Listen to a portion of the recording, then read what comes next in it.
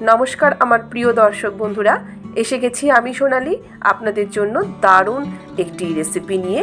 গুজরাটের ফেমাস ধোকলা বা ঢোকলা, সাথে থাকবে টক মিষ্টি দারুণ স্বাদের একটি চাটনির রেসিপি। তাহলে চলুন দেরি না করে চটপট শুরু করে নিই আজকের রেসিপিটি। ধোকলা বানানোর জন্য আমি নিয়েছি মেজারিং কাপের 1 কাপ ভর্তি করে ছোলার ডালের বেসন। বেসনের প্রিপারেশন যখনই বানাবো সবসময় চেষ্টা করব এইভাবে চেলে নিতে, তাহলে বেসনের মধ্যে থাকা ছোট ছোট দলা বা লাম্প একদমই আর থাকবে না, আর আমাদের বেসনের প্রিপারেশনটিও স্মুথ তৈরি হবে। দিয়ে দিচ্ছি 1 চামচ হলুদ গুঁড়ো, 1/4 চামচ কাশ্মীরি লাল লঙ্কার গুঁড়ো, স্বাদ মতো লবণ আর 1 চামচ চিনি। তারপর সমস্ত উপকরণগুলোকে বেসনের সাথে মিশিয়ে নিলাম। এবার এর একটা ব্যাটার বানাবো। তার জন্য লাগবে আমাদের জল। 1 কাপ বেসনের জন্য 1 কাপ জলই ব্যবহার করব, তবে জলটা একসাথে পুরোটা একবারই দেব না, একটু একটু করে জল দিচ্ছি, দেখতেই পাচ্ছেন আপনারা। আর বেসনটাকে গুলতে থাকছি। এইভাবে বেসন গুললে বেসনটা লাম্প ফ্রি হবে, স্মুথ হবে, কোনো রকমের দলা এর মধ্যে থাকবে না। ধোকলা বানানোর জন্য বেসনের ব্যাটারটা কিন্তু আমাদেরকে একটু সময় নিয়ে ভালোভাবে ফেটিয়ে নিতে হবে।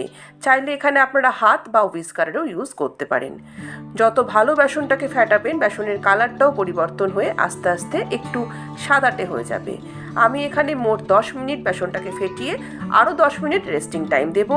অন্যদিকে যে পাত্রে ধোকলা তৈরি করব সেই পাত্রের গায়ে একটু ভালোভাবে তেল ব্রাশ করে নিচ্ছি।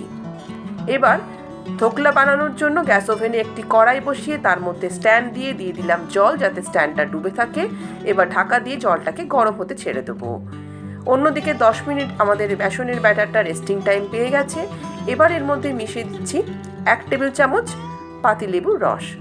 তারপর ভালোভাবে আবারও এই পাতিলেবুর রসটার সাথে বেসনের ব্যাটারটাকে মিশিয়ে নেব। এরপর ফাইনাল ইনগ্রেডিয়েন্ট হচ্ছে ইনো। একটা 5 গ্রামের ইনো স্যাশে আমি আমার এই বেসনের ব্যাটারের মধ্যে মিশিয়ে দিলাম। এবার খুব তাড়াতাড়ি আমাদেরকে ইনোর সাথে ব্যাটারটাকে মিক্সড করে দিতে হবে, কারণ এই সময় দ্রুত আমাদের ব্যাটারটা ভলিউমে অনেকটাই বেড়ে যাবে। আপনাদের কাছে যদি ইনো না থাকে তাহলে আপনারা সেক্ষেত্রে 1/2 চামচ বেকিং সোডা ইউজ করতে পারেন। পুরো ব্যাটারটাকে এই পাত্রের মধ্যে শিফট করে দিয়ে দ্রুত আমাদেরকে এটিকে স্টিমে বসিয়ে দিতে হবে। তো তার আগে একটু ট্যাপ করে নিচ্ছি যাতে এটি ভালোভাবে লেভেলড হয়ে যায়, আর এর মধ্যে থাকা যদি কোনো ছোটোখাটো এয়ার বাবল তৈরি হয় তো সেটিও বেরিয়ে যায়। চলুন এবার পাত্রটিকে আমরা স্টিমে বসিয়ে দিই।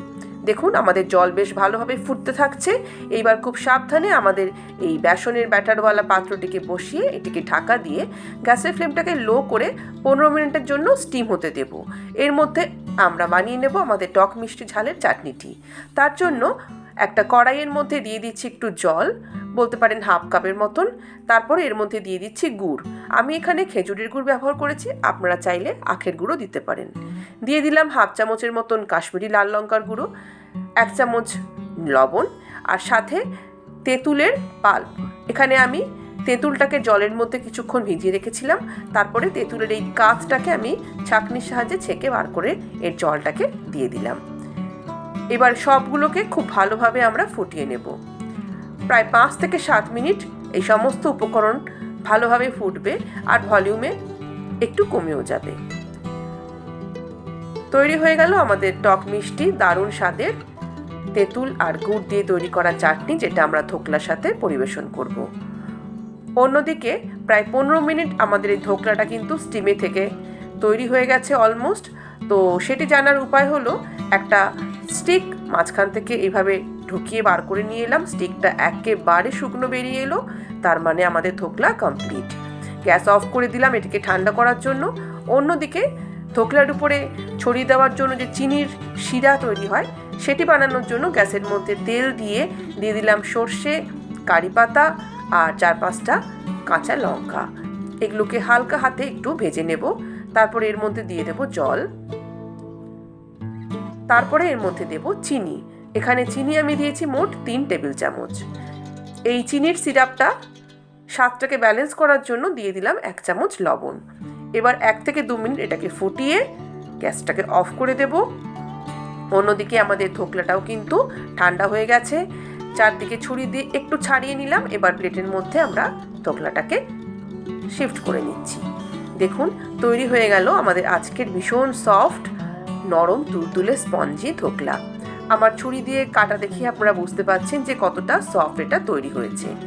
ফাইনালি এই ধোকলার উপরে আমরা ছড়িয়ে দেব চিনির সিরাপ। তো তার আগে আমি দেখিয়ে দিই আপনাদেরকে যে কতটা সফট আমাদের ধোকলা তৈরি হয়েছে। চলুন এবার চিনির সিরাপটাকে এর মধ্যে ছড়িয়ে দেওয়া যাক। চিনির সিরাপটা কিন্তু খুব গরম অবস্থায় দেব না, হালকা গরম যখন থাকবে তখন এর মধ্যে এটি ছড়িয়ে দিলাম। আর তৈরি হয়ে গেল আমাদের আজকের দারুণ স্বাদের ধোকলা বা ঢোকলা। রেসিপিটি ভালো লাগলে অবশ্যই এটিকে লাইক করে আর আমার চ্যানেল সোনালী কথাকে সাবস্ক্রাইব করে নিয়মিত আমার পাশে থাকুন।